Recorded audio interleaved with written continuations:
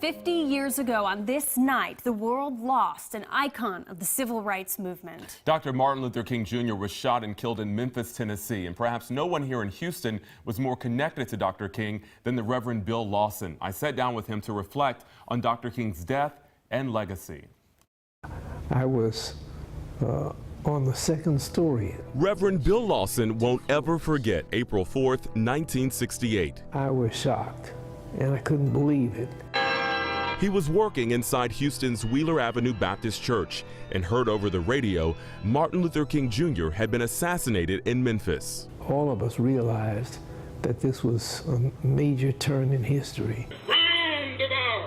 Lawson had worked closely with Dr. King, joining him at fundraisers in Atlanta, and Dr. King picked Reverend Lawson to lead Houston's branch of the Southern Christian Leadership Conference, a civil rights group.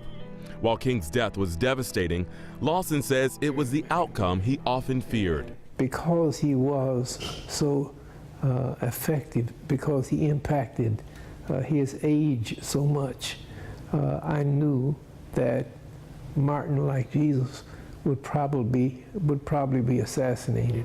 Dr. King had been in Houston just months before he was killed.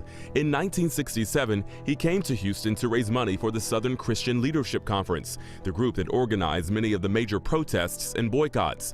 But in Houston, Dr. King did not get a warm welcome. The black pastors here had been told that he was a communist and that they should not allow him into their pulpits, which made him welcome into the little pulpit of Wheeler Avenue Baptist Church. When we rise together. While the country now stops to reflect on 50 years since the loss of the civil rights giant, 89-year-old Reverend Lawson says he will also remember Dr. King as a charismatic, fun-loving man whose greatest legacy is one of acceptance. He was the one who made possible the Civil Rights Bill and the Voting Rights Act and the change in general in populations about accepting blacks, women, Hispanics, other people who were, quote, the outclass.